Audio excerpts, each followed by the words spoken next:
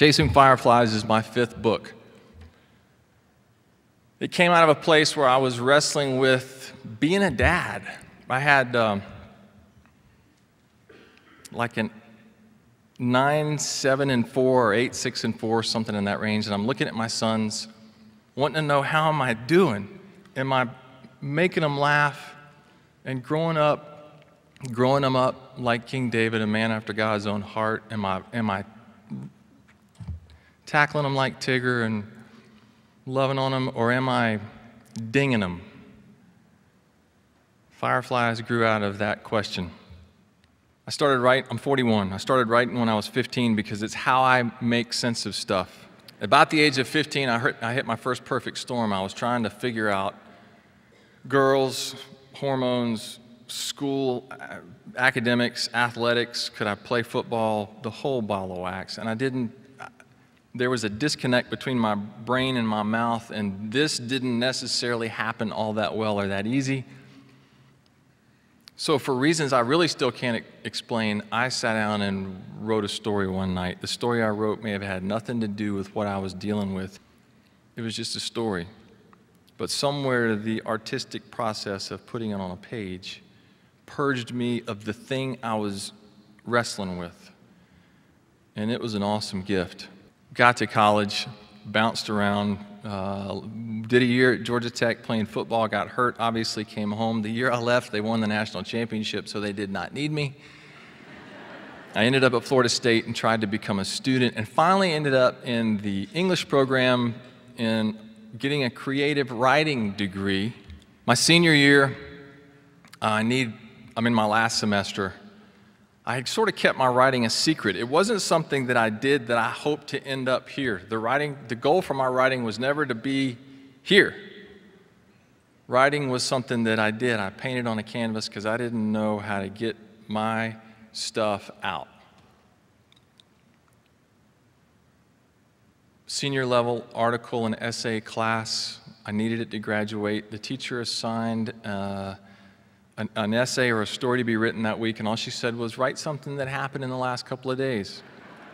My grandfather's brother, Uncle Aby, came and stayed in Florida and went to all of those with me, and I knew him as my one-legged uncle. He played baseball for the Yankees in the 40, turned second base, broke his knee. Anyway, they amputated. I grew up with Uncle Aby as my prosthetic leg uncle, and he was funny about it. He'd show me his leg, and he made it, I could touch it, and he wasn't weird. And during all these scrubbed launches, he would lean on me. I was his cane, and I loved being with him because he told me stories. Well, the night before she assigns my essay that I need to graduate, Uncle Aby died. So what I write about? I wrote about me and Uncle Aby. I handed in my essay. 2 days goes by. Thursday comes around. She gives back all of the essays. She was pretty liberal with the red pen. Mine didn't have a mark on it. Not only did mine not have a mark on it, it didn't have a grade on it either. And that was bad. So I went up to her afterwards and I said, look, I'm sorry. If I goofed, I'll write 5 stories. Please just let me redo it. And she sort of teared up. And she said, Charles, you don't put grades on stuff like that. I said, well, did I pass?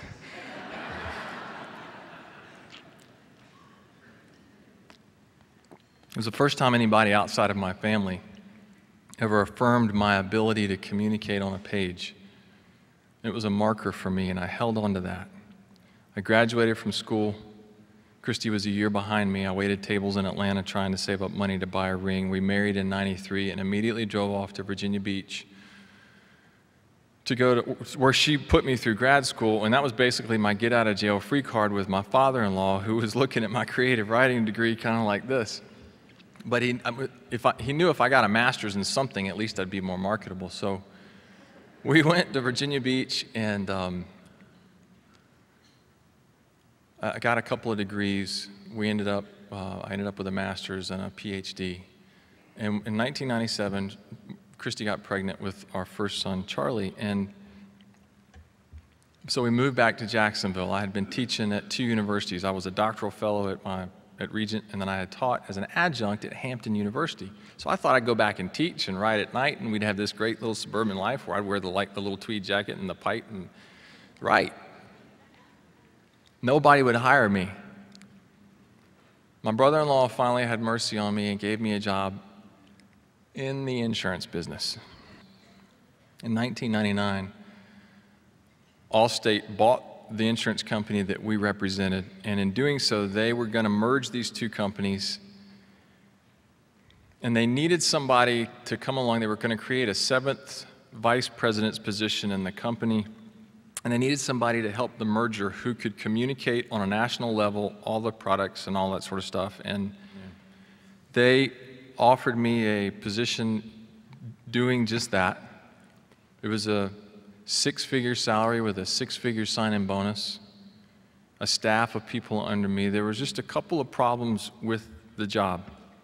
One is I'd be selling insurance. 2 is about 42 weeks of travel a year. Now, sidestep just a minute. I had held my creative stuff at bay as long as I could, and a year prior I had started working on a manuscript that later became a full novel. Christy had read this. It was in my drawer at home. She thought it was good. So when they offered me this job, I was sort of struck with a dilemma. Now let me pause right there a second. My dad and my grandfather grew up pre- and post-Depression with nothing. I drove home. By the time I got there, word had spread. The phone was ringing. Everybody was congratulating me. I got there, and Christy hugged me. She said, "Aren't you excited?" And that started a very long conversation for us.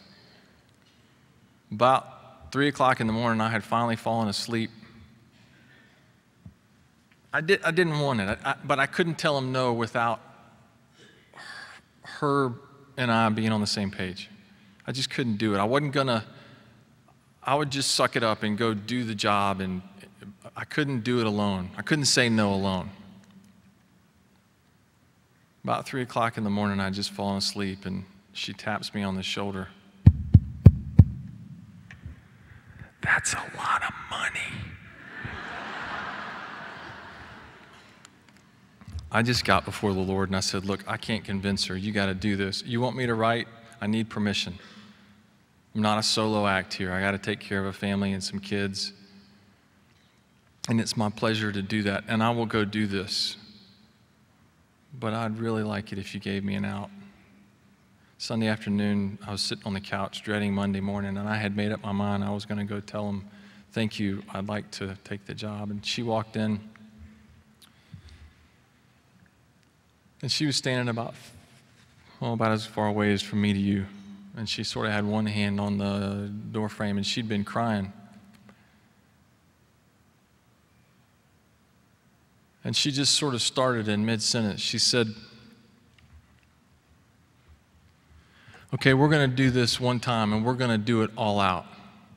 Because I don't want to get with you to your age 40, and you turn around and tell me you could have been somebody else or done something else."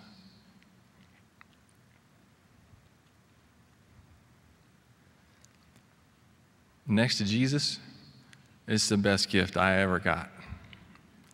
Since that moment, 11 years ago, I've written 9 books. We're in about 15 countries, about 12 languages. One of them hit the New York Times list. The last just was optioned by 20th Century Fox, and they're working on a screenplay.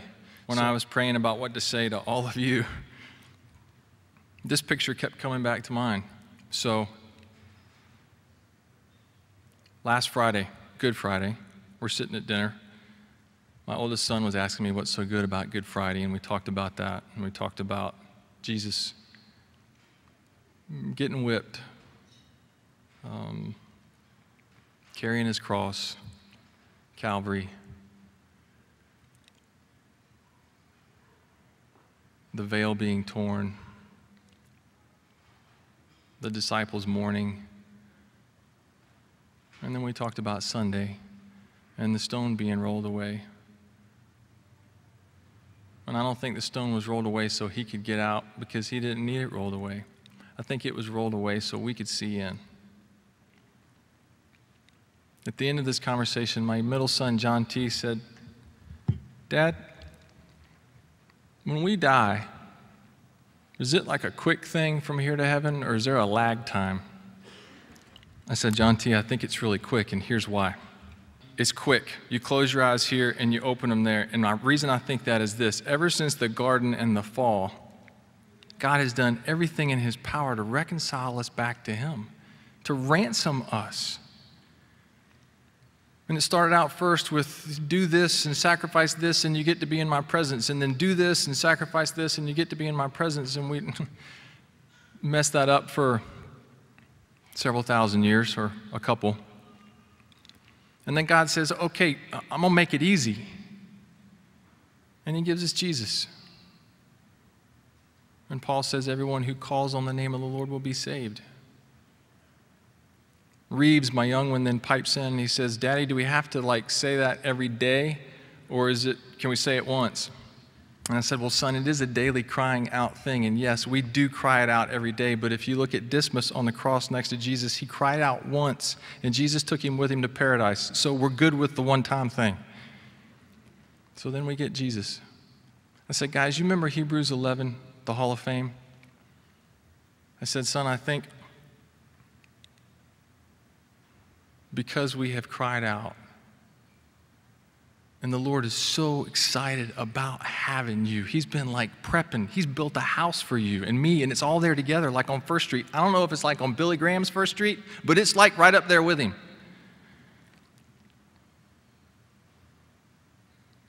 He's really excited about getting you there, so he's not going to let there be a lag time." I said, I look at it this way. I think you sort of close your eyes here and you sort of pop your head up through a little trap door. And you kind of come into a room that's maybe several thousand times bigger than this with a couple billion people. They're the saints that have gone before us. All those Hebrews 11 guys that are our heroes: Abraham, Isaac, Jacob, Joseph, Joshua, Hezekiah, Josiah, Peter, James, John, Paul, Timothy, and all who've since gone. And they're excited because we finally made it, and we sort of pop our head up and start walking down this aisle where they all walk up to greet us and hug us and tell us that we made it. And then way down at the other end, we get to see Jesus, who's on this throne, and he's shining like the sun, which he is. And we get about halfway through all the saints, and he can't wait anymore, so he bounds off his throne in the sort of the crowd parts, and he starts running at us and then tackles us like Tigger and says, "You made it. I've been waiting on you to get here. I built something for you. And I'm glad that you made it." I said, "John T., I may get hit by a truck tomorrow. If I do, y'all mourn, cry, all that sort of stuff. I get that. But you need to know that it's not an ending. It's the beginning of us joining the Lord at the best party ever. So mourn for a moment, but it's a quick thing. It's a closing your eyes here and an opening them there."